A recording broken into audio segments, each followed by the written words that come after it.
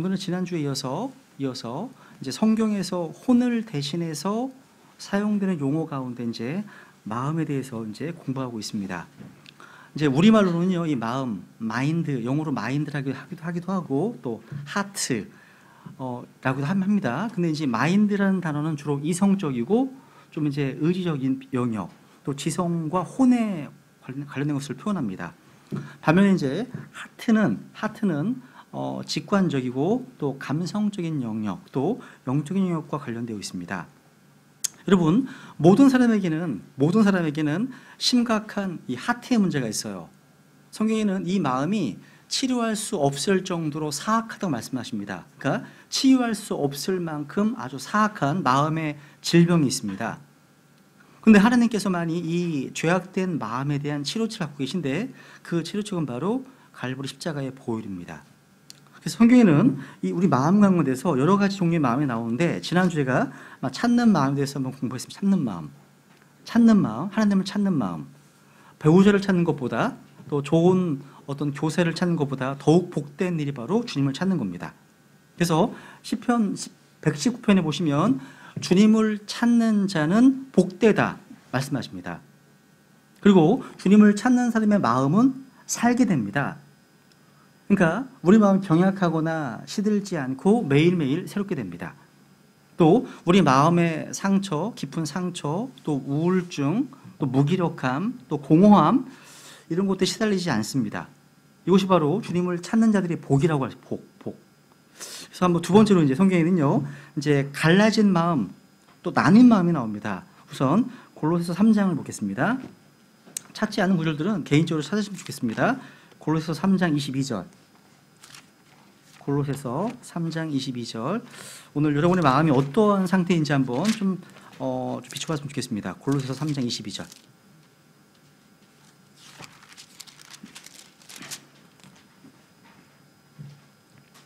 우리 같이 한번 읽겠습니다. 골로새서 3장 22절 시작.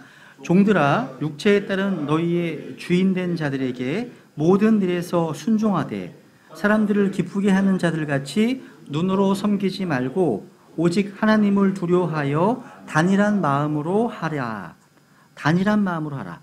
하나님께서 원하시는 것은 싱글 하트입니다. 단일한 마음. 그리고 사람을 두려워하는, 사람들을 기쁘게 하는 자들까지 눈으로 섬기지 말라.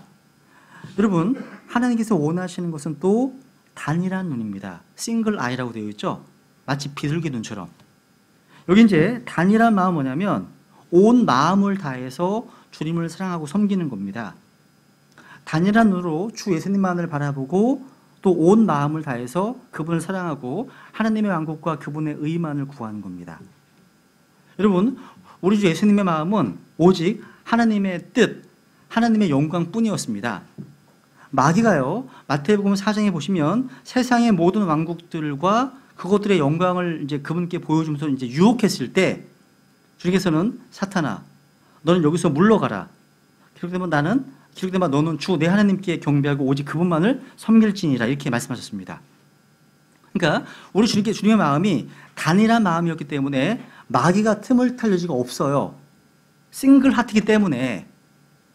그런데 마음이 나뉩니다. 디바이드입니다. 그죠? 갈라지잖아요. 거기에 틈이 있어요. 그래서 마귀가 그걸 틈을 타는 겁니다. 그래서 마귀에게 틈을 탈 여지를 주지 말라 말씀하시잖아요. 그래서 마음이 나뉘어지면 마귀가 틈을 타게 되고, 마귀가 틈을 타게 되면 영적으로 이제 좀 약간 문제가 생기는 겁니다. 근데 주님의 마음은요, 단일한 마음이기 때문에 선택의 여지나 갈등이 없어요. 하나니까 싱글 하트이기 때문에 갈등이 없어요. 그런데 우리 마음 가운데 두 마음을 품으면 언제나 갈등이 생겨요. 고민이 생깁니다. 근데 우리 주님께서는요, 광야에서 시험 받으실 때나 겟세마네에서 기도하실 때나 언제나 주 하나님의 뜻이 전부였어요. 그게 전부였습니다. 그래서 여러분, 마음속에 마음속에 하나님만 둔 사람, 우리 마음속에 하나님의 말씀만을 따르는 사람들은 수많은 트러블, 그러니까 문제를 일으킬 수 있습니다. 애매하게 고난받을 수도 있고, 또 오해를 받을 수도 있고, 어려움을 자초할 수도 있고 되게 불편을 감수해야 될 일도 많습니다. 하지만 그러니까 주님께로 마음이 확정된 사람은 그런 것 때문에 고민하지 않습니다. 갈등하지 않아요. 갈등하지 않습니다. 혼란스러워 않는다는 거야. 싱글하기 때문에. 근데 이 마음이 나뉘어지잖아요. 혼란스러워요. 그러니까 뭔가 어떻게 할지 몰라요. 갈등합니다. 고민한다는 거예요. 그래서 시편 57편 7절에 보시면 오 하나님이여 내 마음이 확정되고 내 마음이 확정되었사오니 내가 노래하고 찬양을 드리리이다. 마음이 픽스드 확정되었기 때문에. 그렇기 때문에 우리는 나뉘어진 마음, 갈라진 마음이 아니라 온 마음으로 그분을 사랑해야 됩니다. 온 마음으로 단일한 마음. 이제 세 번째는 이제 하드 단단한 마음 한번 시작했습니다. 요한복음 12장 37절. 요한복음 12장 37절.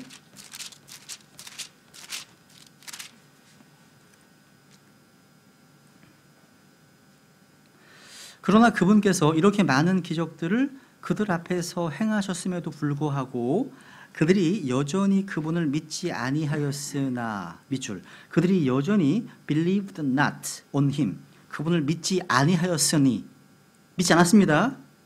그러면 믿을 수 없게 돼요. 39절 보세요. 39절. 그러므로 그들이 능히 믿지 못하였으니 이게 could not believe입니다. 능히 믿지 못하였으니 그 까닭은 이사야가 다시 말하기 때문이라 이르되 그분께서 그들의 눈을 멀게 하시고 그들의 마음을 강팍하게 하셨으니 이게 hard 딱딱하게 하는 거예요. 하셨으니 이것은 그들이 눈으로 보고 마음으로 깨달아 회심하여 내게 고침을 받지 못하게 하려 함이라 하였더라. 무슨 얘기예요? 하나님께서 말씀하신 것을 믿지 않고 계속 거부하면 거부할수록 우리 마음이 점점 딱딱해져요. 완악해지는 거예요. 여러분, 근데 마음이 단단해지고 완악해질수록 점점 더 믿기가 어려워지고 올바르게 행동하기가 더 어려워지는 겁니다. 그래서 누군가에게 복음 전했을 때 이 사람이 거부했어. 그만큼 딱딱해진 거예요. 그 다음엔 더 믿기가 더 어려워져요. 점점 어려워지는 거예요. 다음에 기회에 더 어려워져요. 그래서 하나님께서 극단적인 조치를 취하지 않으면 그 마음을 부서뜨리지 않으면 구원받기 어려운 거죠. 그래서 지금이 가장 구원받기 좋은 시기라는 거죠. 지금이. 우리가 하나님의 말씀을 듣고 그 말씀하신 바를 믿고 행하지 않으면 우리 마음은 굳어지게 됩니다. 우리가 계속해서 하나님의 말씀 듣기를 거절하고 이 말씀에 주의를 기울이지 않으면 마음은 계속해서 완악해져 가는 거예요. 점점 믿기가 어려워지겠죠, 그렇죠?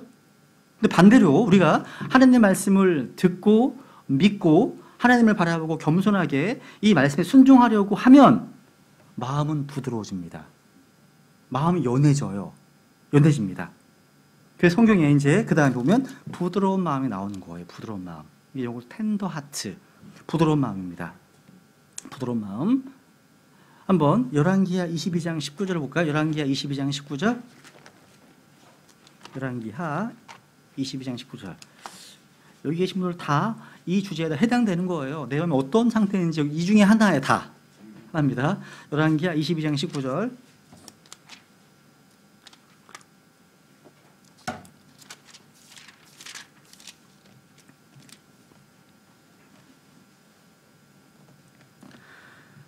내가 이곳과 이곳의 거주민들을 대적하여 말한 것, 즉 그들이 황폐한 자가 되고 저주거리라 되리라고 말한 것을 내가 들을 때 지금 하나님의 심판을 지금 들었습니다. 그죠? 그럴 때 내 마음이 연하여 텐더 연하여 내가 주 앞에서 내 자신을 낮추며 내 옷을 찢고 내 앞에서 울었으므로 나도 내 말을 들었노라. 주가 말하노라. 이 마음이 주님께서 찾으시는 마음입니다. 이 텐더라는 단어는요, 에스겔서 17장에 보시면 작은 가지, 막 자라려고 하는 연한 가지에 쓰이는 단어예요. 막 이제 샘솟는 거죠, 그죠? 나오는 거죠. 그러니까 작고 부드럽고 그리고 쉽게 구부러지는 가지입니다. 쉽게. 그렇기 때문에 이 단어는요, 가지처럼 쉽게 구부러지듯이 우리의 성품을 바르게 형성할 수 있는 시기에 어린아이들, 즉 순하고 유연하고 순종하고 쉽게 바꿔줄 수 있는 어린아이에게 사용되는 겁니다. 이 단어가 텐더, 다 텐더. 그렇다면 우리에게도요, 휘기 쉽고 좀 유연하고 가르침을 좀 잘 받고 우리의 캐릭터를 좀 빚을 수 있는 그런 텐더, 부드러운 마음이 있어야 됩니다. 근데 문제가 있어요. 시간이 지나고 이제 점점 나이가 들고 신앙의 연수가 오래되면 오래될수록 뻣뻣해지고 굳어지고 잘 변하지 않고 완고해진다는 데 있습니다. 문제가 이렇게 있어요. 잘 안 바뀌어요. 이게 문제입니다. 근데 우리의 마음은요, 어린아이와 같은 부드러운 상태에 머물기를 주님께서 원하신다는 거예요. 여기다가 한번 에베소서 4장 32절을 적어 놓으세요. 거기다가요. 에베소서 4장 32절 텐더 하티드란 말 나와요. 부드러운 마음을 가진 것. 하나님께서 우리에게 명령하시는 거예요. 이런 마음. 그죠? 유연할 필요가 있어요. 너무 뻣뻣하면 안 돼요. 그죠? 그 다섯 번째로 주님에게서 돌아서는 마음, 떠나는 마음이 나와요. 한번 열왕기상 11장 보세요. 열왕기상 11장. 여기 보시면 주님께서 얼마나 이 마음에 포커스를 두시는지 발견하게 됩니다. 마음을 지키지 못하면 어떤 일이 벌어지는지 보게 됩니다. 열왕기상 11장 1절부터 보겠습니다. 1절부터. 그러나 솔로몬 왕이 파라오의 딸을 포함하여 많은 이방 여인들을 사랑하였으니 곧 모압 족속과 암몬 족속과 에돔 족속과 시돈 사람들과 헷 족속의 여인들이라. 그 민족들에 관하여는 주께서 이스라엘 자손에게 이르시되 너희는 그들에게로 들어가지 말며 그들도 너희에게로 들어오지 못하게 하라. 그들이 반드시 너희 마음을 돌려 자기들의 신들을 따르게 하리라 하셨으나 솔로몬이 사랑에 빠져 이들에게 굳게 붙었더라. 그에게 아내들 곧 왕비 700명과 첩 300명이 있었는데 그의 아내들이 그의 마음을 돌렸더라. 솔로몬이 늙었을 때 그의 아내들이 그의 마음을 돌려 다른 신들을 따르게 하였으므로 그의 마음이 그의 아버지 다윗의 마음과 같지 아니하여 주 그의 하나님께 대해 완전하지 아니하였으니 9절 솔로몬의 마음이 돌아서서 주 이스라엘 하나님을 떠났으므로 주께서 그에게 분노하시니라. 지금 계속 뭐가 나와요 지금? 마음. 이게 주님으로부터 돌아서는 마음입니다. 떠나는 마음이에요. 여러분, 이스라엘의 아주 현군이고 지혜의 왕으로 명성이 자자했던 솔로몬은 여기 앞에 볼까요? 앞에 3장. 여러분께서 3장 1절 보시면요. 하나님께서 미워하시는 이집트와 아주 밀착 관계를 형성합니다. 보세요. 여러분 3장 1절.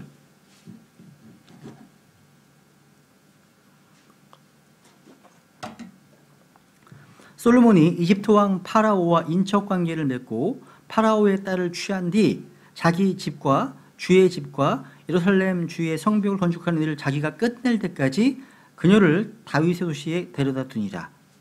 여기 보시면 솔로몬이요 이집트 왕 파라오와 뭘 맺었어요? 인척 관계를 맺었습니다. 그래서 파라오의 딸을 취했어요. 여러분, 이집트 파라오와 인척 관계를 맺은 이 정략 결혼은 인간의 지혜이지 결코 하나님의 방법이 아닙니다. 우리나라 역사를 보면 그런 사례들이 많이 나오잖아요. 어떤 뭔가 안전을 위해서, 어떤 또 이익을 위해서 다른 나라 왕족끼리 정략 결혼을 시켰던 예들 많잖아요. 비슷한 거예요. 사람들은 이것을 뭐 실리가 있다, 실리다, 실용이다, 지혜다 라고 평가하겠지만 하나님은 한마디로 악한 연합이다. 악한 연합, 이렇게 말씀하십니다. 부정한 연합, 불법이라고 하시는 거예요. 그래서 고린도전서 15장 33절에 보시면 악한 사귐은 선한 행실을 부패시킨다 하시는 겁니다. 악한 사귐은 내가 교제하고 내가 사귀는 사람을 보면 그 사람을 알 수 있는 겁니다. 왜? 끼리끼리거든요. 그래서 여러분들은 좋은 크리스찬들과 좋은 기도의 용사들과 좋은 전도자들과 함께 모여서 같이 교제해야 되는 거예요. 영향을 주고받으니까요. 근데 여러분, 여러분께서 11장 이제 오니까 여기 파라오의 딸만 나오는 게 아니죠? 누가 나와 이제? 만 이방인들이 다 나와요. 모압 족속, 암몬 족속, 에돔 족속, 시돈 사람, 헷 족속, 여기들 다 나오죠? 이것 때문에 솔로몬은요, 다윗의 아들이었지만 다윗의 마음을 따르지 않았고 다윗의 믿음을 버렸습니다. 솔로몬은 자기 아비 다윗처럼 온전한 마음으로 하나님을 따르지 않았습니다. 솔로몬은요, 이방 여러 아내들 때문에 마음이 주님으로 떠났습니다. 그렇다면 혹시 여러분 자신에게 있어서 하나님으로부터 멀어지게 하는 그런 아내들이 뭐가 있어요? 개인적으로 적용해 보세요. 영적으로 적용해 보시면 좋을 것 같습니다. 우리 믿음에서 벗어나게 하고 주님을 향한 우리의 마음에서 멀어지게 하는 것들이 있다면 그러한 것들로부터 단호하게 분리해야 됩니다. 하느님과 나 사이에 가로막히는 무엇인가 무엇인가 있다면 그거를 버려야 한다는 거예요. 여러분 자신을 위해서. 그러니까 여러분, 하나님께서 나를 지배하는 것이 아니라 다른 어떤 것이 나를 지배하고 있다면 거기서 벗어난다는 거예요. 그게 주식일 수 있고, 이게 포르노일 수 있고, 이게 알코올일 수 있고, 이게 니코틴일 수 있습니다. 이게 비트코인일 수 있고요. 여러 가지. 진짜 비트코인 빠진 사람을 보면요, 이게 주식은 그래도 9시, 10시에, 4시에 끝나잖아요. 비트코인 24시간. 비트코인 빠진 사람들은 눈이 다 맹해요. 계속 이거 보고 있으니까. 네.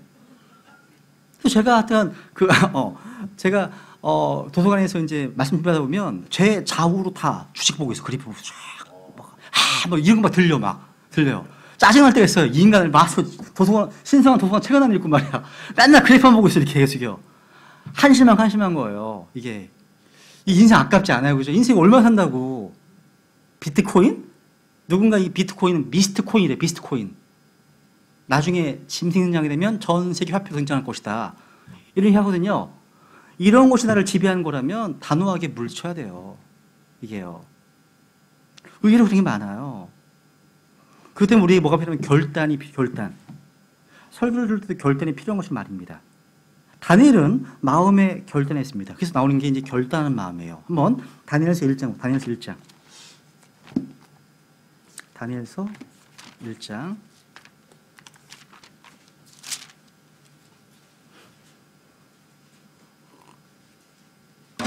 다니엘서 1장 8절 보시면,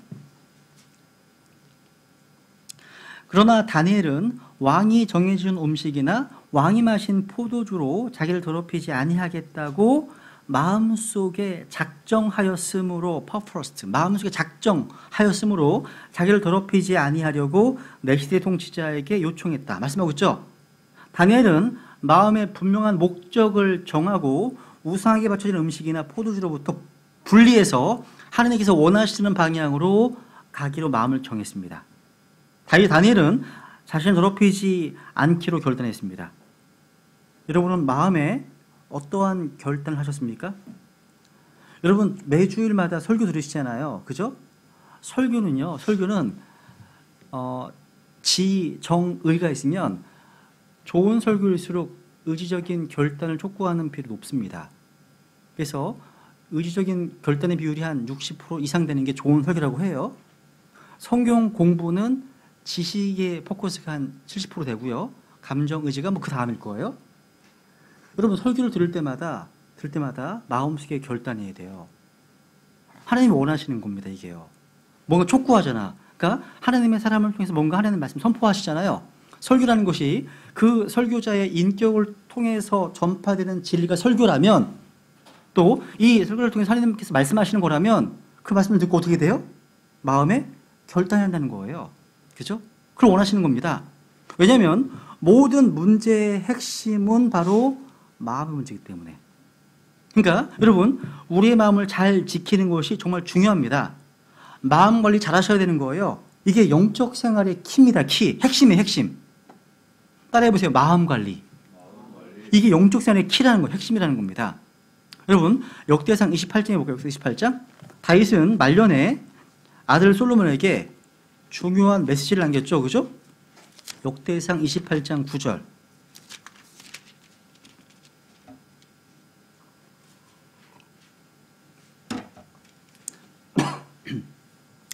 역대상 28장 9절. 그러므로 이제 온 이스라엘 곧 주의 회중이 보는 데서 또 우리 하나님께서 들으시는 데서 주 너희 하나님의 모든 명령을 지키고 구하라. 이 말씀이 아닙니다. 9절입니다. 9절. 아무도 캐치를 못하시네. 그죠? 9절입니다. 역대상 28장 9절이요. 예. 네. 같이 읽겠습니다. 시작. 내 아들 솔로몬아, 너는 내 아버지의 하나님을 알고 완전한 마음과 자원하는 생각으로 그분을 섬길지어다. 주께서 모든 마음을 살피시고 생각으로 상상하는 모든 것을 아시나니 내가 만일 그분을 찾으면 만날 것이로되 내가 만일 그분을 버리면 그분께서 너를 영원히 버리시리라. 주님께서는요, 모든 마음을 살피십니다. 부드러운 마음인지 딱딱한 마음인지, 하나님을 향하고 있는 마음인지, 하나님으로 떨어지고 있는 마음인지, 떠나고 있는 마음인지, 하나님을 찾는 마음인지, 그분을 버리는 마음인지. 하나님은요, 완전한 마음, 주님께 완전히 헌신된 그 마음을 원하십니다. 이 마음에 문제가 있잖아요. 여러분, 이 마음이 하나님 앞에 올바르지 않잖아요. 이 세상에서 가장 좋은 환경과 상황도요, 별로 유익이 없습니다. 마음이 올바르지 않으면요. 그러니까 가장 좋은 외적인 환경과 조건이 있다 할지라도요, 우리 마음이 하나님과 바른 관계에 있지 않다면 아무 일이 없다는 겁니다. 그래서 로커 목사님이 쓰신 책 중에요, 그리스도인이 가장 중요한 것은 복음 전도도 아니고 어떤 것도 아니고 하나님과의 살아있는 개인적인 관계이다. 이게 사실입니다. 주님과 바른 관계에 있으면 주님의 인도를 받잖아요. 이 바른 관계에 있지 않잖아요. 처음부터 틀어져 버린 거 다. 틀어져 버리는 거예요. 그래서 여러분, 너무 중요하기 때문에 이 부분이요, 제가 몇 가지 사례를 통해서 한번 좀 교훈을 얻었으면 좋겠습니다. 다시 한번 솔로몬을 한번 예로 들어보겠습니다. 솔로몬은 솔로몬은 누구죠? 솔로몬은 다윗의 아들입니다. 아들. 솔로몬은요, 태어나면서부터 하나님의 사랑을 받은 사람이라고 되어 있어요. 한번 보세요. 사무엘하 12장. 솔로몬의 외적인 환경과 조건을 생각해 보세요. 뭐 아주 이보다 좋을 수 없습니다. 사무엘하 12장 24절.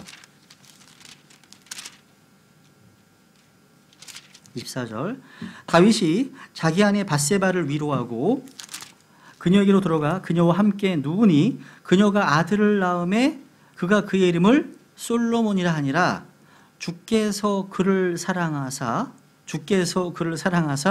대언자 나단의 손으로 보내심에 그가 주로 인하여 그의 이름을 여디디야라 하니라. 이름이 뭐라고요?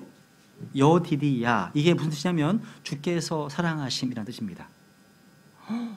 야, 이름이 너무 좋아요. 야, 나도 여디디야.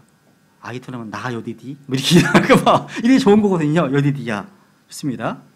그러니까 솔로몬은요, 다윗의 장자가 아니었음에도 불구하고 형제들을 제치고 왕이 되었어요. 그리고 왕이 되었을 때 솔로몬은 어렵고 겸손했습니다. 솔로몬이요, 왕이 되었을 때 모습 보세요. 한번 열왕기상 3장 가보세요. 3장. 열왕기상 3장 3절. 열왕기상 3장 3절. 솔로몬이 주를 사랑하고 자기 아버지 다윗의 법규 안에서 걸었으나 다만 산당들에서 희생물을 드리고 분향하였더라. 왕이 기브온에서 희생물을 드리려고 거기로 갔으니 이는 그곳이 큰 산당이었기 때문이더라. 솔로몬이 그 제단 위에 번제 헌물 1000개를 드리니라. 킹제임스 성경만 바르게 되어 있습니다. 번제 헌물 1000개. 명확하죠? 1000번제가 뭐예요? 오늘날 많은 교회에서 1000일 동안 새벽기도 할 때 1000번제 드린다고 그러잖아요. 그런 게 아닙니다. 그런 내용 전혀 아닙니다. 1000개 헌물을 드린 거야, 그냥. 그러니까 1000일 동안 1000번제를 드린 게 아니에요. 이거 오해하시면 안 돼요. 그죠? 이거 잘 보세요. 밑줄 치세요. 3절에 보시면 솔로몬이 주를 사랑했다. Love the Lord. 주를 사랑했다. 주를 사랑하고 그 다음에 법규 안에서 걸었다. 그러니까 솔로몬은 주님을 사랑했고 주님의 말씀에 따라 걸었습니다. 요것이 영적 생활의 핵심입니다. 주를 사랑하고 이 말씀에 따라 걷는 것. 그럼 족한 겁니다. 솔로몬의 출발은 아주 좋았어요. 주님께 헌물을 드림으로 왕으로서 사역을 시작했습니다. 여러분, 솔로몬이요 1,000개의 헌물을 드렸다는 것보다 먼저 뭐가 나옵니까? 아까 4절에 주님을 사랑했다는 것. 이게 먼저입니다. 순서가 되게 중요합니다. 중요해요. 이게 절대 불변입니다. 우리가 헌물을 드리고 예배드리고 기도하고 찬양하고 구제하고 모든 것들, 이런 것들 우리가 주님 앞에 바칠 무엇이 있다면 그 전에 앞서야 할 것이 뭐예요? 주님을 향한 사랑과 말씀대로 걷는 거예요. 이게 먼저예요. 이게 먼저. 이게 은혜입니다. 바뀌면 안 돼요. 순서가요. 여러분, 주님께서는요 그런 솔로몬에게 어떻게 응답하셨습니까? 여기 5절 보세요. 5절. 기브온에서 밤에 주께서 솔로몬에게 꿈에 나타나시니라. 하나님께서 이르시되 내가 내게 무엇을 주어야 할지 구하라 하시니. 내가 내게 무엇을 주어야 할지 구하라고 말씀하시죠. 야, 네 구하랍니다. 그래서 솔로몬은요 부엌이나 장수나 원수 갚는 일 다른 거 구하지 않았습니다. 솔로몬은요 자기 유익을 구하지 않았습니다. 솔로몬은요 자기의 연약함과 무지를 인정하고 하나님의 백성들을 바르게 판단할 지혜를 구했습니다. 지혜를요. 그래서 솔로몬이 구한 게 주님을 기쁘시게 했어요. 10절 10절 보시면 솔로몬이 이것을 구하매 주께서 그 말을 기쁘게 여기시니라. 야, 주님 기뻐하셨습니다. 그럼 이렇게 말씀하시죠. 주님 응답 보세요 한번. 11절부터 한번. 하나님께서 그에게 이르시되 내가 이것을 구하였으며 너를 위해 장수한 것도 구하지 아니하고 너를 위해 재물도 구하지 아니하며 내 원수들의 생명도 구하지 아니하고 오직 너를 위해 재판을 분별하기 위한 명철을 구하였은즉 보라 내가 네 말대로 행하였느니라. 보라 내가 너에게 지혜롭고 깨닫는 마음을 주었은즉 너 이전에도 너와 같은 자가 없었거니와 너 이후에도 너와 같은 자가 일어나지 아니하리라. 또 내가 구하지 아니한 것 즉 재물과 명예도 내가 내게 주었은즉 내 평생토록 왕들 가운데서 너와 같은 자가 없으리라. 야, 솔로몬은요 하나님의 지혜를 받았습니다. 솔로몬이 받은 지혜는요 동방의 모든 사람의 지혜를 능가했습니다. 이집트의 모든 지혜보다 다 뛰어났습니다. 그래서 4장 30절 열왕기상 4장 30절에 보시면 29절부터 같이 읽어볼까요? 시작. 하나님께서 솔로몬에게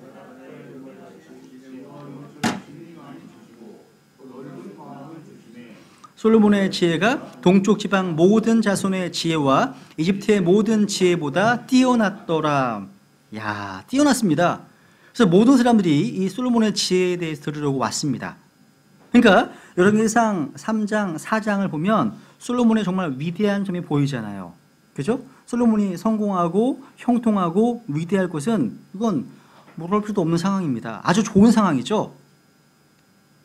하나님께서는 솔로몬에게 정말 많은 선물과 은혜를 주셨습니다. 그래서 여기 4장 29절, 30절 그 뒤에 보시면 이 솔로몬이요 32절 3,000개의 자문을 말했고 노래가 1,005편이고 막 쭉 얘기하잖아요. 그죠? 솔로몬은 성경에 기록된 66권의 책 가운데 3권의 책을 썼습니다. 솔로몬에게는요 주님을 사랑했던 아버지가 있었고 하나님의 진리의 지식과 지혜가 있었고 그죠? 이런 상황입니다. 근데 이런 좋은 조건과 상황임에도 불구하고 솔로몬이 죄 가운데 타락했습니다. 영적 배교를 했다는 거죠. 실패했다는 거예요. 왜? 열왕기상 11장 6절이 답입니다. 그의 마음이 그의 아버지 다윗의 마음과 같지 아니하여. 그러니까 이 마음이 영적 생활의 핵심 키라는 겁니다. 키. 그래서 솔로몬은 자기 말년에 모든 것을 다 잃어버렸습니다. 그래서 말년에 지은 책이 전도서예요. 헛되고 헛되며 헛되고 헛되니 모든 것이 헛되도다. 이런 헛된 삶을 산 거예요. 솔로몬의 말년입니다. 그래서 열왕기상 11장에 보니까 솔로몬의 가장 큰 문제가 뭐였습니까? 무슨 문제였다고요? 마음의 문제였다는 것. 마음 문제 중요합니다. 두 번째 사례 보시면 출애굽한 이스라엘 백성들을 한번 생각해 보세요. 6월 어린 양의 피로 구속받은 이스라엘 백성들은요 이집트에서 하나님의 놀라운 이적을 경험했고 출애굽한 이후에도요 무려 40년간 만나를 먹고 쪼개진 반석에서 물을 마시는 하나님의 놀라운 경험, 은혜를 체험했습니다. 여러 번. 그리고 시내산에 가니까 주의 천사로 나타나신 하나님을 눈으로 직접 보는 정말 많은 축복과 특권을 받았습니다. 그런데 시편 78편에 보니까요, 그들이 하나님을 등지고 하나님을 떠나고 우상을 숭배하게 되었습니다. 그래서 출애굽한 1세대들은요 여호수아와 갈렙 외에는 다 광야에서 죽었습니다. 이유가 뭘까? 왜? 마음 때문이에요. 볼게요. 히브리서 3장. 히브리서의 설명을 들어보세요. 히브리서 3장입니다. 3장. 여기 7절부터 13절까지 보시면 마음이라는 단어가 반복해서 나와요. 보시면 그러므로 성령님께서 이르시기를 오늘 너희가 그분의 음성을 듣거든 격노하게 하던 때와 광야에서 시험하던 날에 한 것 같이 너희 마음을 강팍하게 하지 말라. 너희 뭘요? 마음을. 10절 1조 시작. 그러므로 내가 그 세대로 인해 근심하여 이르기를 그들은 항상 마음속으로 잘못하며 내 길들을 알지 못하였도다 하였노라. 12절 형제들아 너희 중에 어떤 사람에게 믿지 아니하는 악한 마음이 있어 살아계신 하나님을 떠나는 일이 생기지 아니하도록 조심하라. 15절 같이 시작. 주께서 이르시되 오늘 너희가 그분의 음성을 듣거든 격노하게 하던 때와 한 것 같이 너희 마음을 강팍하게 하지 말라 하셨으니 지금 뭐가 나왔고요? 마음. 이게 문제였다는 거예요. 하나만 더 볼게요. 미래에 이제 천연왕국 시대에 태어나고 성장한 사람들을 한번 생각해 봐요. 이제 주님 재림하시고 천연왕국입니다. 거기서 막 태어납니다. 자랍니다. 이들이 얼마나 이상적인 조건과 환경 가운데 살고 있습니까?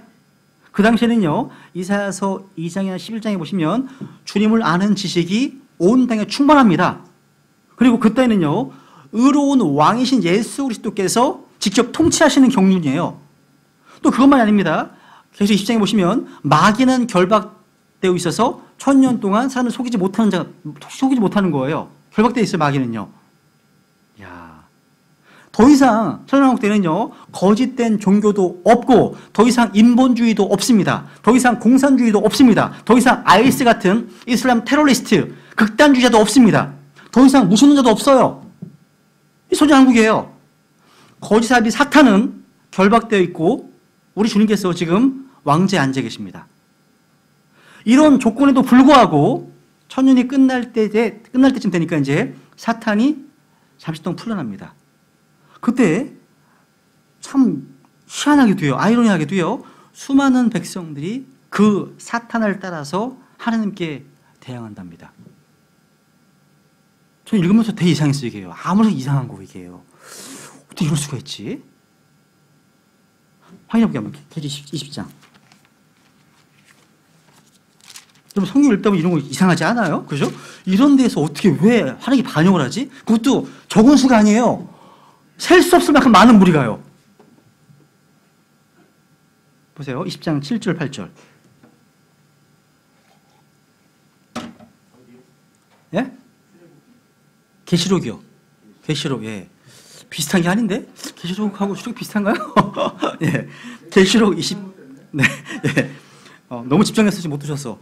계시록 20장 7절 8절 보시면 그 천년이 다 참에 사탄이 자기 감옥에서 풀려나고 나가서 땅의 사방에 있는 민족들 곧 곡과 마곡을 속이며 그들을 함께 모아 전쟁을 하게 할 터인데 그들의 수는 바다의 모래와 같으니라.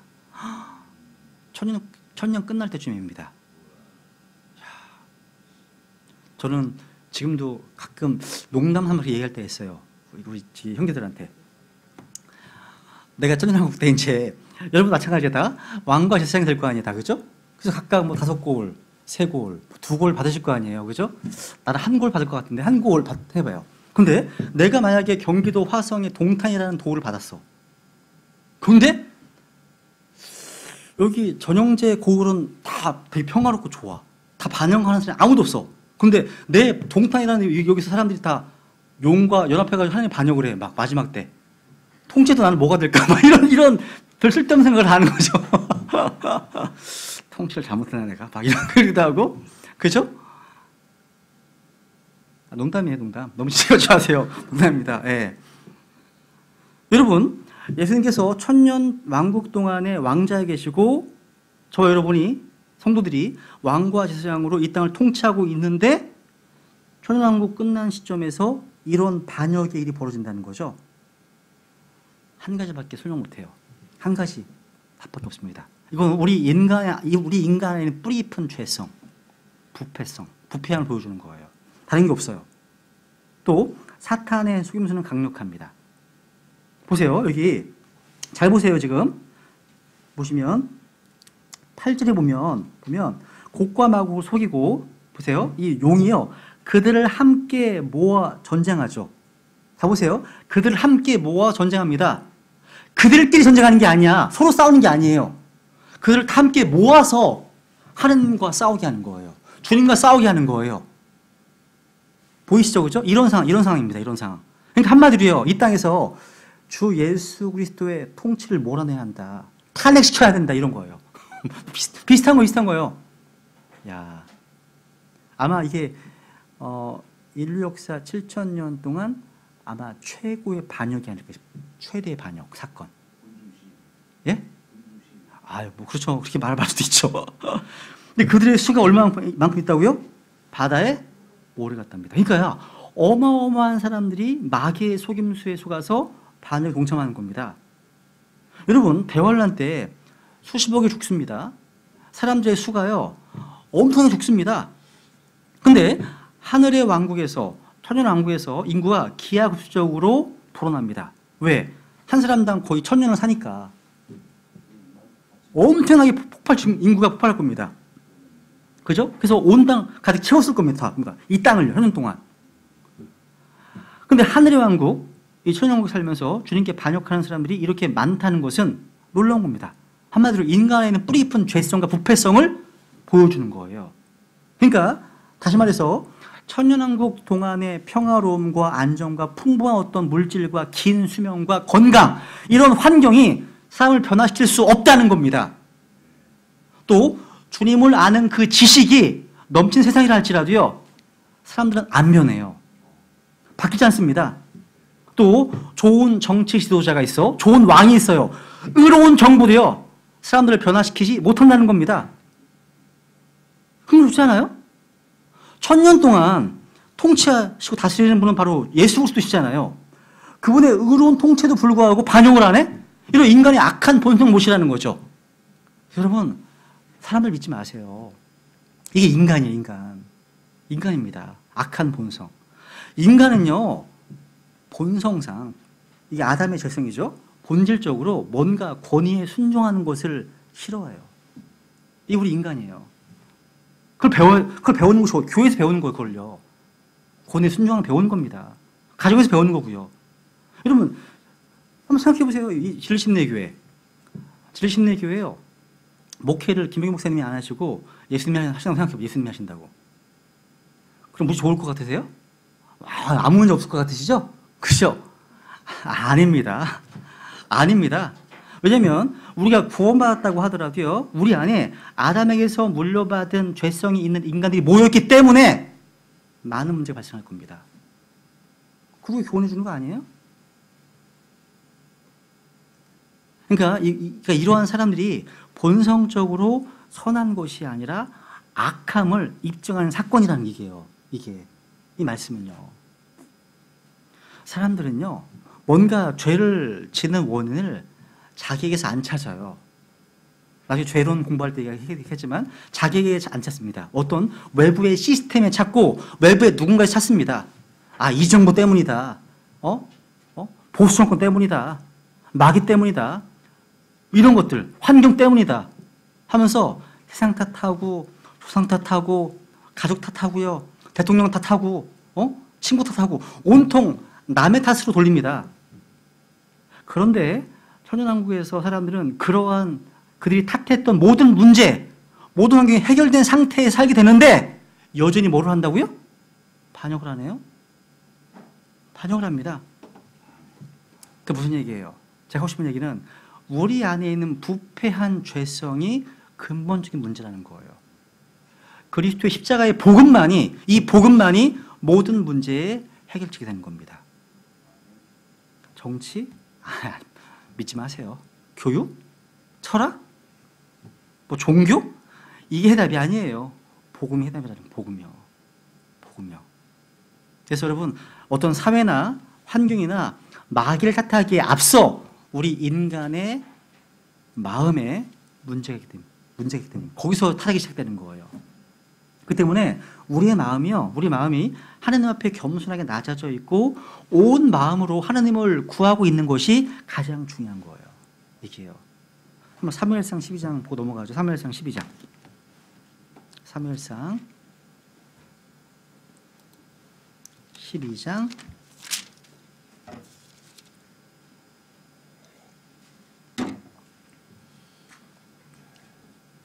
20절 우리 같이 읽겠습니다. 이런 마음. 시작. 사무엘이 백성에게 이르되 두려워하지 말라. 너희가 이 모든 사악한 일을 행하였으나 주를 따르는 데서 돌이키지 말고 오직 너희 마음을 다하여 주를 섬기라. 오직 너희 마음을 다하여 주를 섬기라. 24절도 같이 24절 주님께 반복하십니다. 시작. 주께서 너희를 위하여 얼마나 큰 일들을 행하셨는지 깊이 생각하여 오직 그분을 두려워하며 너희 마음을 다해 진리 안에서 그분을 섬기라. 오직 그분을 두려워하며 너희 마음을 다해 진리 안에서 그분을 섬기라. 그래서 우리가 현재 어떤 상황 환경 가운데 있다 할지라도요, 이 한 가지가 가장 중요한 겁니다. 그게 뭐라고요? 마음입니다. 마음의 문제. 그럼 이제 속도를 낼게요. 이 마음과 관련해서 성경이 뭐라고 말씀하시는지 한번 좀 확인해 볼게요. 이 마음. 여러분, 감정은요, 마음의 한 기능입니다. 그래서 시편 4편 7절에 보시면 주께서 내 마음 속에 두신 기쁨은 그들의 곡식과 포도즙이 불어날 때의 기쁨보다 더 크다고 말합니다. 내 마음에 두신 기쁨, 마음의 기쁨이 있습니다. 그리고 이 마음으로 주를 찬양합니다. 온 마음으로. 여러분 찬양할 때 온 마음을 찬양, 온 마음으로. 그리고 시편 3절 보시면 자기 마음의 욕망을 찬양하는데 욕망, 디자이, 갈망, 마음속에 욕망이 있네요. 그리고 시편 27편 3절 거기다 있죠. 교재. 그죠? 보시면 군대가 나를 대적하여 진을 들지라도 내 마음에 두려워하지 아니하며 마음에 두려움이 있네요. fear. 그죠? 그리고 시편 28편 7절에 보면 내 마음이 그분을 신뢰합니다. 마음이요. 또 시편 39편 3절에 보면 내 마음이 내 속에서 hot, 뜨거움으로 마음이 뜨겁네요. 그리고 시편 81편 12절에 보시면 그들 마음의 정욕에 넘겨주매 마음의 정욕, 러스트, 정욕이 있습니다. 그리고 시편 101편 5절에 보면 교만한 마음을 지닌 자는 내가 용납하지 않겠다. 교만한 마음이 나오네요. 그리고 잠언 12장 25절에 보면 사람의 마음속 근심은 마음속 뭐가 있어요? 근심. 그리고 잠언 14장 10절에 보시면 마음의 쓰라림을 안다. 마음의 쓰라림이 있고요. 비통함. 또 즐거운 마음, 해피니스, 행복, 마음의 슬픔이 나옵니다. 이런 것들. 이런 감정의 모습들은요. 영, 혼, 몸 중에서 어떤 특징, 어디에 해당하는죠? 이게? 어디예요? 영이에요? 혼이에요? 몸이에요? 혼이죠. 무슨 얘기냐면 마음과 혼은 동일한 어떤 특성을 보여준다는 거죠. 이제 비교해 볼게요. 확실하게 더 볼게요. 시편 62편 8절. 시편 68절. 이거 읽다 보면 궁금해 하셔야 되는 거예요. 이런 거 읽다 보면. 여기는 이상하다. 마음을 쏟아 부으라고 했는데 보세요. 시편 60편 8절. 읽어볼게요. 시작. 백성들아 너희는 언제나 그분을 신뢰하고 그분 앞에 너희 마음을 쏟아놓으라. 하나님은 우리를 위한 피난처 시로다. 셀라. 보세요. 그분을 신뢰하고 그분 앞에 너희 마음을 pour out, 쏟아놓으라. 배웠죠? 뭘요? 마음을요. 앞에 41편, 시편 42편 4절. 성경을 비교하면 이 마음이 혼과 동일한 특성이 있네. 보세요. 시편 42편 4절.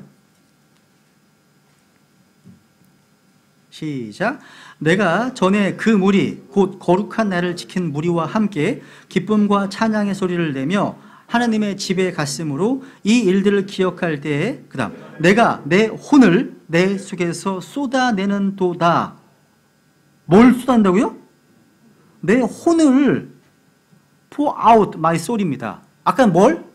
마음을. 그러니까 혼과 마음이 지금 서로 연결되어 있죠. 그죠? 잘 보세요. 또 51편 시편 10편 볼게요. 시편 51편 17절. 이걸 되게 어려워해요. 그러니까 영혼을 들어가되면 이 마음이 영이야, 혼이야, 어디야 막 헷갈려요. 그래서 어떻게 보면 성경 신약을보도 이 마음이 영으로 들어가 있기도 하고 혼이라게 섞여 있어요. 이게 섞여 있거든요. 보세요. 시편 51편 17절. 읽겠습니다. 시작. 하나님께서 구하시는 희생물은 상한 영이라. 오 하나님이여 상하고 통회하는 마음을 주께서 멸시하지 아니하시리이다. 여기 보시면 상하고 통회하는 마음, broken heart입니다. broken, 깨어졌죠, 그죠? 깨어진, 상했다, 그죠? 그런데 시편 119편, 보세요. 시편 119편 20절. 비교합니다. 시편 119편 20절. 성경으로 계속 비교하다 보면 진리를 깨닫게 됩니다. 시편 119편 20절.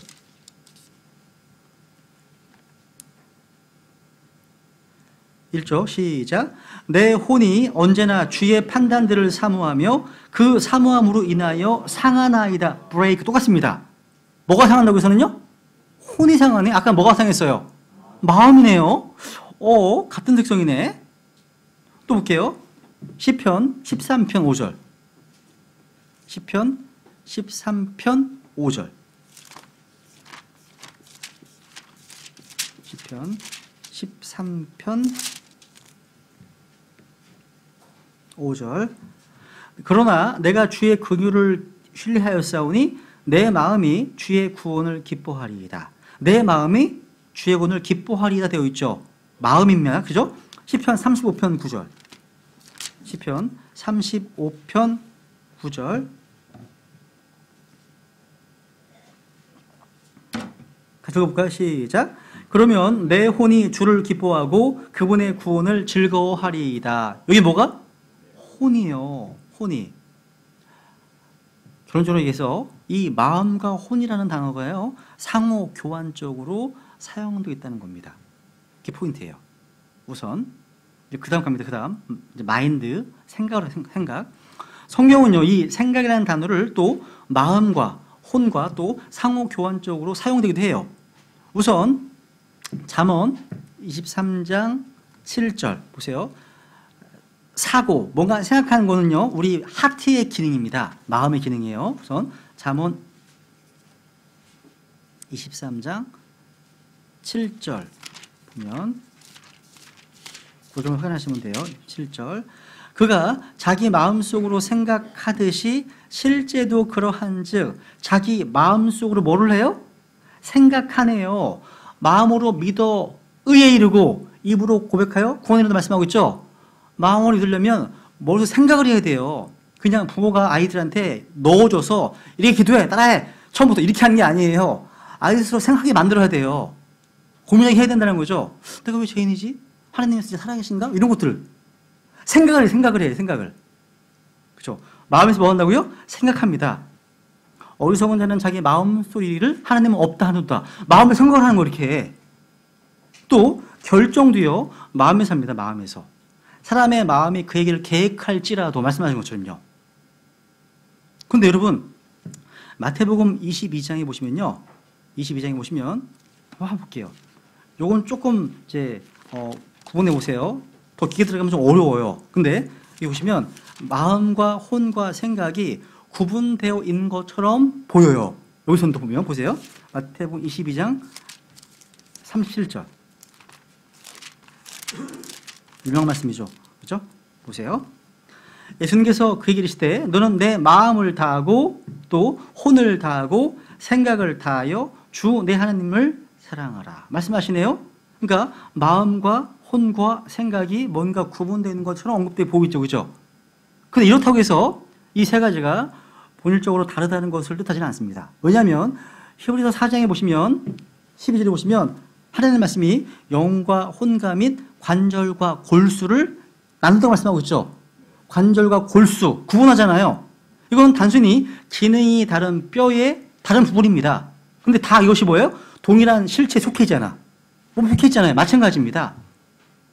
사실 여러분, 하트로서의 마음이 중요한 것처럼요, 마인드로서의 생각도 정말 중요해요. 특히 여러분, 우리 마인드, 우리의 생각은요, 이 마인드는요, 악한 자들에게 쉽게 영향을 받습니다. 우리가 악한 자들과 함께 있으면 그런 나쁜 영향을 많이 받아요. 우리말 고사성어에도 금묵자욱이란 말이 있잖아요. 진리예요. 어울리면 그렇게 되는 겁니다. 한번 예를 들어 볼게요. 사도행전 14장, 이제 마인드에 대해서 좀 얘기하고 넘어가겠습니다. 사도행전 14장 2절. 사도행전 14장 2절. 아까 하트에 대해서 얘기했으니까 오늘은 이제 마인드에 대해서 좀 더 얘기하고, 사도행전 14장 2절 보세요.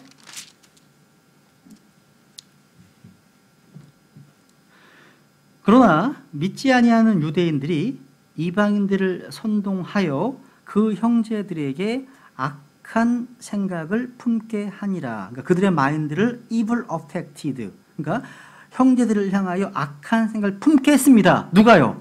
믿지 않는 유대인들 때문에. 무슨 얘기예요? 그죠? 이게 비단 아까 얘기했던 군중 심리만이 아닙니다. 영적으로 어린 성도들이, 믿음이 약한 지체들이 이 세상 사람들과 몇 시간만 같이 있어도 아주 쉽게 악한 영향을 받습니다. 마음이 어두워지는 것은요, 이런 자들과 함께 하는 데서 비롯되는 거예요. 오늘날 이 악한 세상은요, 정치적으로 또 경제적으로 또 종교적으로 여러 가지 정보들을 쉴 새 없이 제공하고 있습니다. 저도 많이 듣고 많이 봐요. 특히 저는 이제 우리나라 여러 이야기를 또 듣지만 저는 성경 신자이기 때문에 이스라엘 관련 얘기를 좀 많이 듣는 편이거든요. 그리고 우리 성경 신자들이 쓰는 어떤 글들 좀 많이 읽는 편이거든요. 그런데 그런 것들을 이제 듣다 보면 아이고, 마음이 지치게 되고 피곤하게 되는 게 참 많습니다. 많아요. 누구야? 폼페오 미 국무부 장관으로 발탁됐죠, 그죠? 그리고 또 미 백악관 이제 국가안보보좌관, 네? 누구요? 존 볼튼. 아, 네, 그죠? 근데 이 두 사람에 대해서 우리나라에서는 지금 대북 이제 강경 노선 가겠다, 좀 어려워지겠다 얘기하잖아요. 저는 북한 생각하지 않고 이스라엘 항상 생각하거든요. 이스라엘요. 이 둘이요, 친 이스라엘 인사예요. 이스라엘에서 엄청나게 아주 그걸로 향해 있어요. 이란과의 핵 협상에서 엄청나게 강경 대응을 했던 사람들이고, 이 사람들 다요. 그러니까 그런 말 하잖아요. 많은 미국 대통령 후보들이 미국 대사관을 텔아비브에서 예루살렘 옮길 것이다 대성공했지만 실제 옮기지 못했다. 트럼프도 마찬가지로 얘기하잖아요. 근데 아니에요. 옮겨요. 언제? 5월 14일 날쯤으로 해서요. 이스라엘 독립 70주년 되는 때, 70주년 되는 때. 근데 그 폼페오 국무장관은 이스라엘 국무장관 가운데 70번째 국무장관입니다. 저 교수님 했던 거기 때문에 박용진은 알겠다, 그지? 그리고 트럼프 대통령이 대통령직으로 수행했던 첫 번째 날은요, 트럼프 대통령이 태어난 지 70년 7개월 7일 된 날이었어요. 성경 신자들이 되게 한가한가 막 조사하더라고요. 한가한가 봐요. 그래서 저는 개인적으로 2018년 5월 14일 날 독립 70주년 이때쯤 경에서 뭔가 빅 이벤트가 등장하지 않을까, 기대합니다. 아니면 말고 어쩌거나. 네. 근데 더 어쩌거나 70과 연관된 날을 찾아보시면 하나님께서 뭔가 하나님의 경륜이 바뀌는 그런 시기와 연관되어 있는 이제 횟수거든요. 어쩌거나 막 좀 흥분하면서 기대하고 있습니다. 개인적으로. 네. 그래서 여러 가지 많은 정보들이 많잖아요. 그죠? 또 그럴 때 우리가 뭘 해야 돼요? 인터넷 뉴스도 보고 막 네이버 보다 보면 막 듣잖아요. 정보가 많잖아요. 그죠? 스마트폰 하다 보면 30분, 1시간 가잖아. 막 검색하다 보면. 그죠? 지쳐요. 피곤합니다. 뭐 해야 돼요? 한번 보세요. 히브리서 12장. 우리의 마인드가 지금 어디로 향해 있어야 되냐면 히브리서 12장 3절.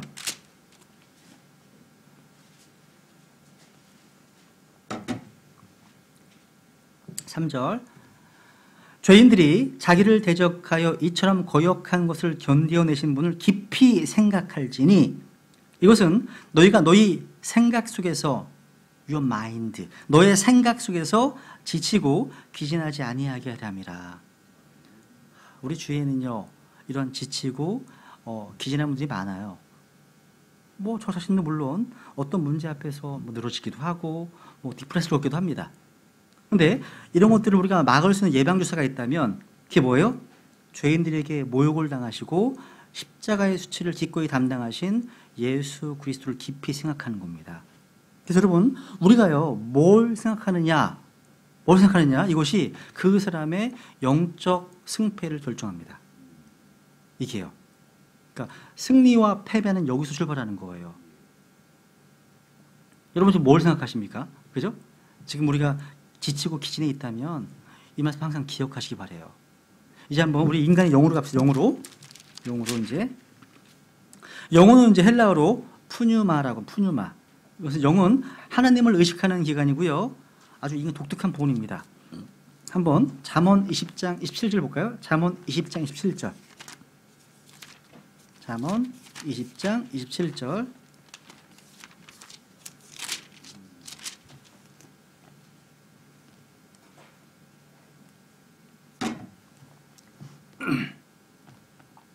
잠언 20장 27절. 사람의 영은 주의 등잔불로서 뱃속의 모든 부분을 살피느니라. 사람의 영은 뭐라고요? 주의 등잔불이랍니다. 등잔불을 뭘 찾잖아요. 그죠? 무슨 얘기냐면 하나님께서는요 우리 안에서 일어나는 생각들, 어떤 동기와 의도와 계획들, 상상들을 살펴보시는 접촉점으로 영을 사용하신다는 거예요. 영을요. 잠언 16장 앞에 보세요. 2절 보세요. 16장 2절. 16장 2절. 사람의 모든 길이 그의 눈에는 깨끗하나 주께서는 영들을 달아보시니라. 영들. 이 영이라는 단어는요 성경에서 다양하게 이제 사용됩니다. 히브리어로 영은 루아흐. 따라해보세요. 루아흐. 헬라어로는 이제 푸뉴마. 혼은 뭐라고요? 혼? 푸시케. 그죠? 푸시케. 몸은 뭐라고? 몸은? 소마. 그죠? 기억하셔야 되고 답 잘 쓰셔야 됩니다. 이 문제. 예. 루아하고 뭐라고요? 푸뉴마입니다. 푸뉴마. 그래서 여러분 푸뉴마가 영어로 이제 Pneuma거든요. P가 발음이 안 됩니다. 그래서 거기다가 이제 NI에 붙으면 뉴모니아. 이게 영어로 폐렴이라는 단어로 유사합니다. 근데 성경의 수많은 구절에서 영이라는 단어가 때때로 바람, 호흡을 의미합니다. 뭐 하나 볼게요. 요한복음 3장 8절에 보시면 동일한 단어 푸뉴마가 바람과 성령님께 둘 다 사용되었습니다. 요한복음 3장 8절. 요한복음 3장 8절. 같이 읽어볼까요? 시작. 바람이 마음대로 불매 내가 그것의 소리는 들어도 그것이 어디서 와서 어디로 가는지 알지 못하나니 성령에서 난 사람도 다 이러하니라 하시니라. 그러니까 헬라어나 히브리어나 다 바람과 영은 같은 단어예요. 그러니까 성경에서 바람과 영은 같은 단어로 사용됩니다. 그래서 여기 잘 잡으시고요. 욥기 33장 40절 보세요. 욥기 33장 40절. 욥기 30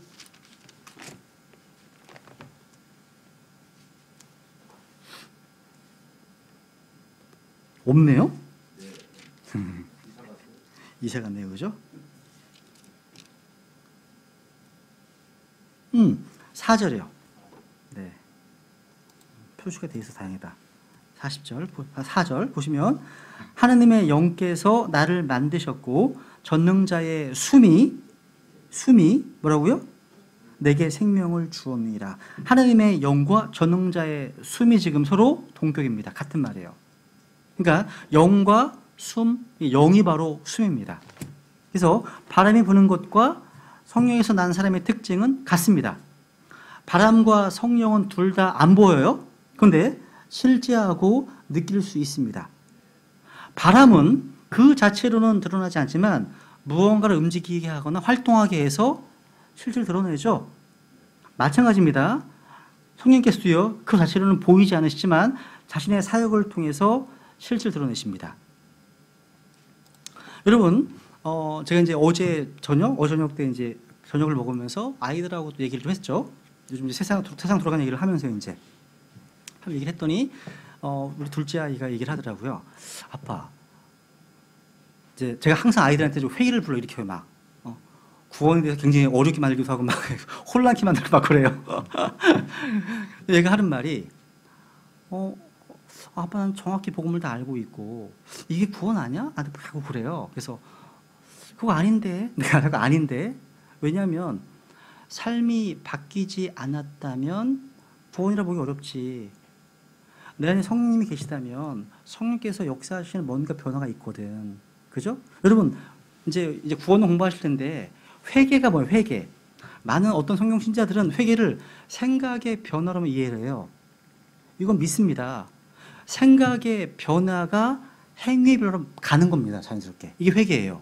그래서 회개에 합당한 일들을, 그러니까 works란 말 나옵니다. 확인해 볼까요? 한번? 지금 생각난 김에 한번 보세요. 잠깐만요. 사도행전 20장 있고요. 27장인가요? 잠깐만요.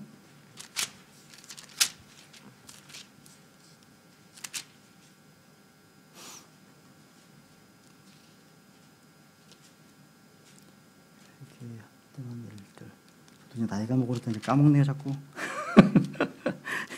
잠깐만요.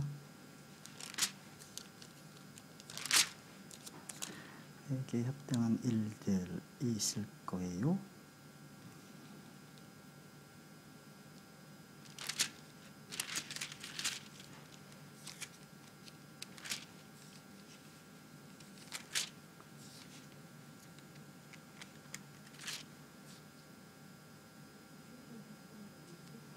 네. 어디요? 맞네요. 맞아요. 26장 27절 보세요. 26장 20절. 아, 역시 자매님 성경 많이 읽으시구나. 아, 기쁘네요. 네, 우리 같이 읽겠습니다. 한번 시작. 먼저 다마스커스 사람들에게 또 예루살렘에서 그리고 두루 모든 유대 지방과 이방인들에게 그들이 회개하고 하나님께로 돌아와 회개에 합당한 일들을 행하여야 함을 보임에. 보세요. 회개하고 끝나는 게 아닙니다. 회개에 합당한 works 있다는 거죠. works가 있습니다. 그러니까 회개했다면 회개에 합당한 일들이 있습니다. 삶에 아무런 변화가 없어. 그러면 구령했다고 카운트하면 안 되죠. 안 되는 겁니다.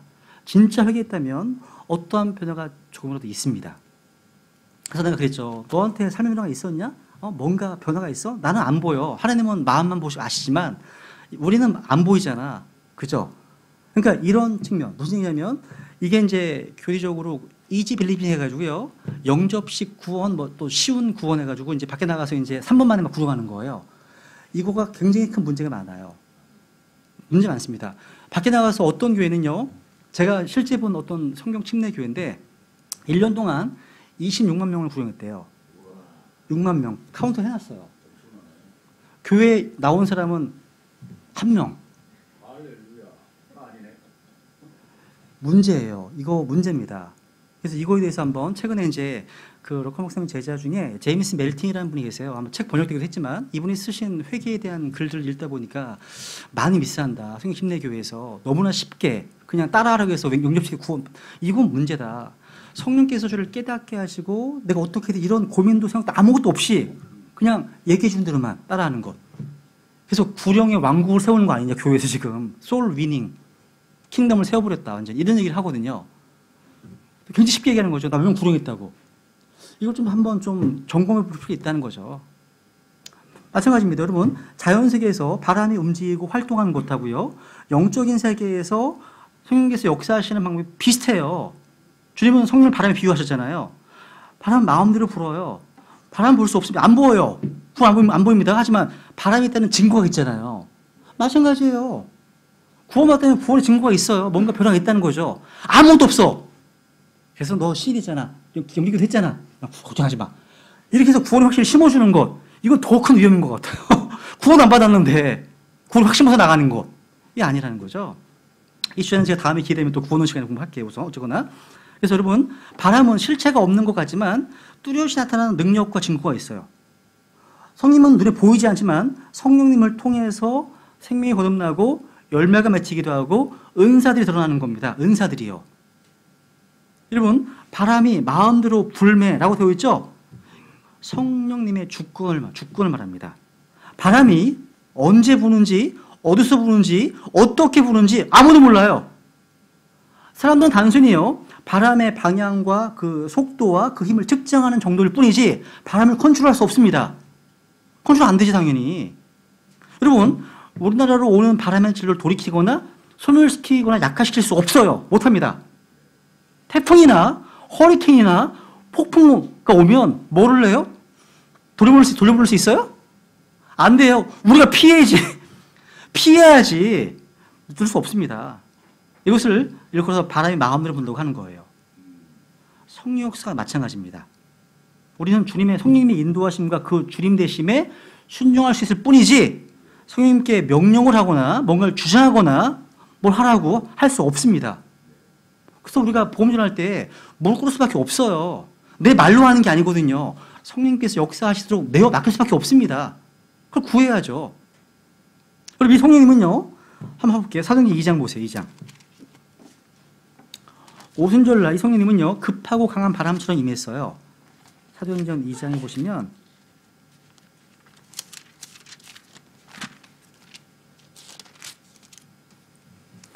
(2장 1절에) 보시면 오순절날이 충만히 임하였을 때 그들이 다 한 마음이 되어 한 곳에 있더라.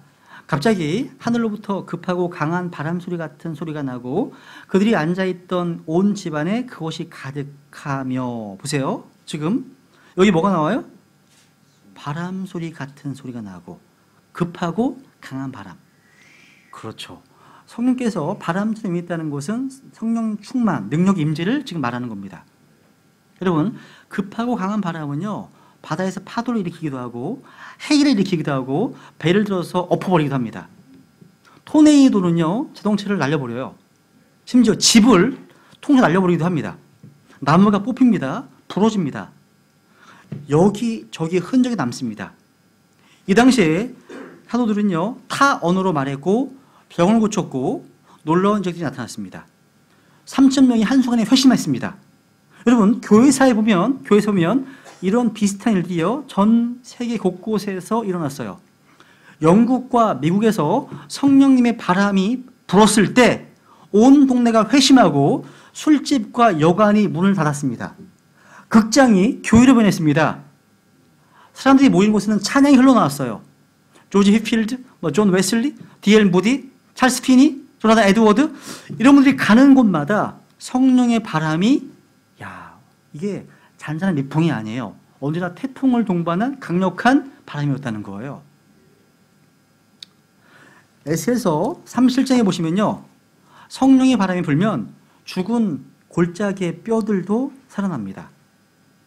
그래서 뭐가 있으면 교회 안에 성령의 바람이 불어야 돼요. 있어야 됩니다. 왜? 우리에게는 힘이 없어요. 능력이 없어요. 없습니다.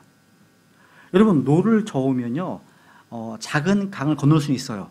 하지만 태평양 건널 수 없습니다. 불가능하죠, 여러분. 근데 바람이 불어주면 배는 절로 앞으로 나가는 거예요. 그러니까 이게 어려운 게 아니에요. 그죠? 성령의 바람이 불어오면 거기에는 생명의 역사가 있고 변화의 역사가 있고 부흥의 역사가 일어나는 겁니다. 이 바람이 불어주기를 원하는 겁니다. 바람처럼. 여러분, 바람이 없으면 어때요? 여러분, 바람이 안 불면 답답해요. 또 더운 무더운 여름철에도요, 창문 열어놔서 바람이 통하면 그럭저럭 견딜만 해요. 그죠? 바람이 안 불면 답답하고 막 불쾌해지고 막 그래요. 마찬가지 짜증납니다. 그죠? 바람이 통해야 되는 거예요. 왜? 성령님은 이런 바람처럼 우리 안과 밖을 시원하게 해주고 상쾌하게 해주시는 분이시라는 겁니다.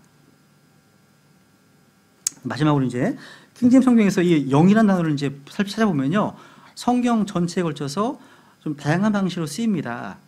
첫 번째, 누가복음 11장 13절 보세요. 우선 성령, 스피릿 가운데 성령이 있습니다.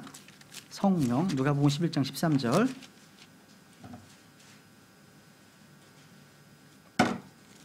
누가복음 11장 13절.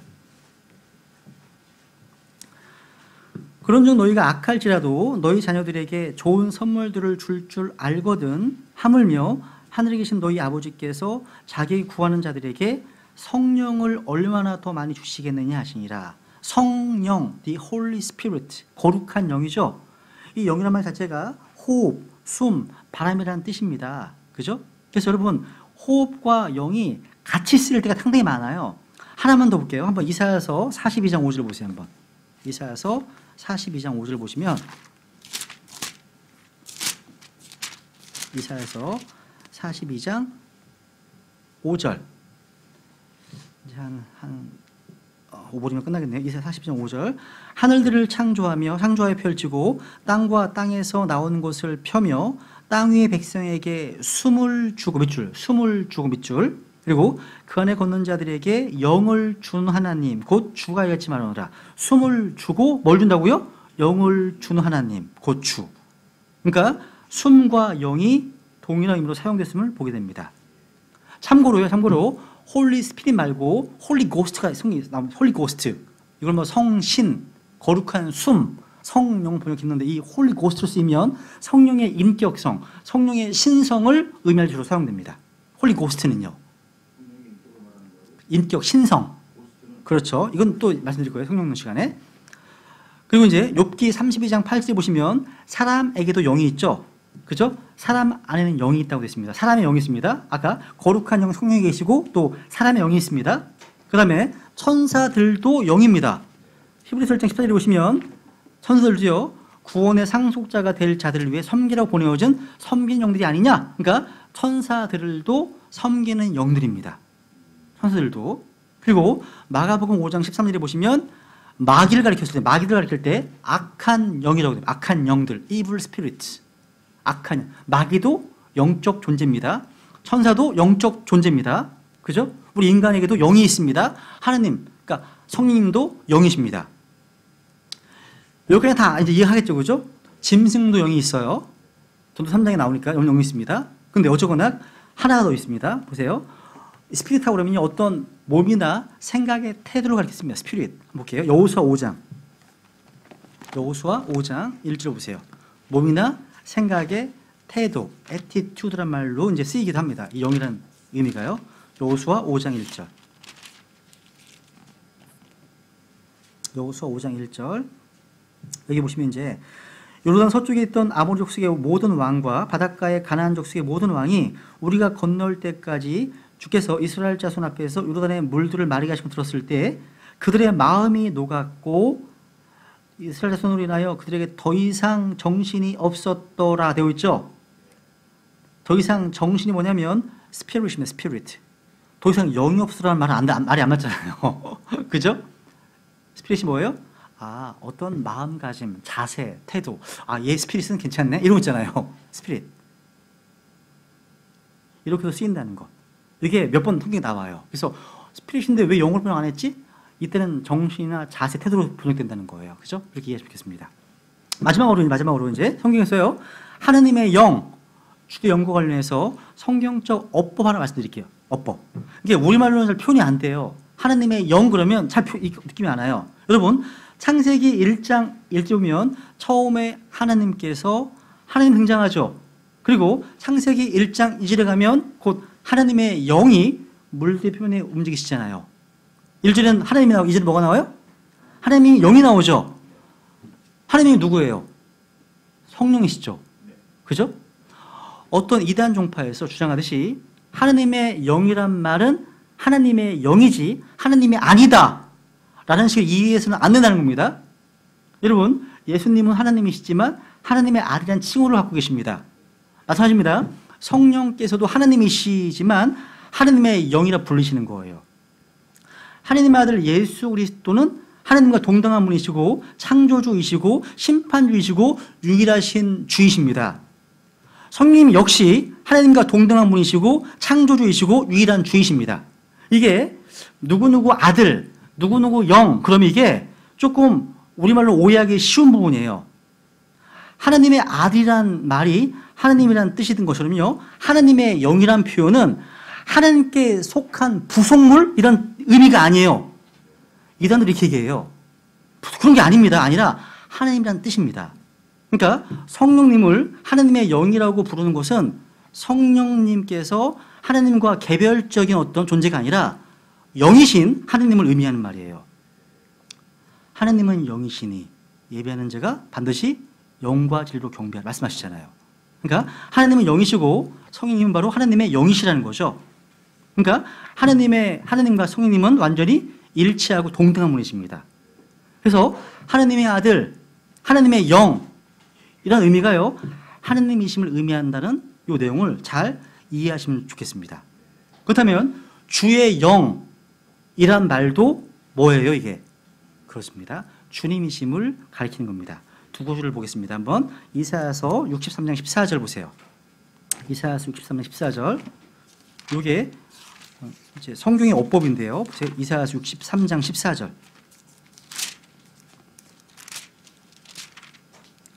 짐승이 골짜기로 내려가는 것 같이 주의 영께서 그를 안식하게 하셨나니 이처럼 주께서 주의 백성 인도하심은 친히 영화로운 이름이 되고자 하심이니이다. 보세요. 여기 보시면 앞에는 뭐가 나와요? 주의 영께서 나오죠. 주의 영께서. 뒤에는 주께서 나오죠. 뭐예요? 완전 동격. 완전 동격입니다. 동격이에요. 에스겔서 11장 보세요. 에스겔서 11장. 에스겔서 11장 5절. 주의 영께서 내게 임하여 내게 이르시되 너는 말하기를 주가 이같이 말하노라. 보세요. 주의 영께서 지금 말씀하시잖아요. 주가 이같이 말하노라 되어 있죠. 야, 주의 영이 뭐예요? 주님이 영이시라는 거고요. 성령께서 바로 주님이심을 말씀하시는 겁니다. 그래서 창세기 1장 1절 처음에 하나님께서 하늘과 땅을 창조하시니라 말할 때 이 하나님은 삼위일체로서의 하나님이십니다. 그래서 처음에 예수 그리스도께서 하늘과 땅을 창조하시니라. 맞아 틀려요? 맞는 말입니다. 틀린 게 아닙니다. 왜? 성경은 모든 것이 그분이 창조되었다고 말하기 때문이죠. 그렇다면 처음에 하나님의 영께서 하늘과 땅을 창조하시니라. 틀려 맞아요? 진리입니다. 진리예요. 아 진리 맞죠? 맞죠? 맞아요. 언제 틀렸다고 그랬어요? 맞죠? 그러니까 하나님이란 단어는 본래 삼위일체 하나님을 언급한다고 볼 수 있는 겁니다. 그러니까 창조의 사역이든 구속의 사역이든 아니면 모든 하나님의 사역은 다 삼위일체 하나님께서 함께 하신 사역입니다. 이 셋이 합쳐져서 하나가 되는 게 아니에요. 셋이 분리한다고 3분의 1이 되는 게 아닙니다. 각각 완전하면서도 하나로 일치하는 거예요. 그렇죠? 오늘 여기까지만 하고요. 다음 주에 또 영 더 나가겠습니다. 알겠습니다.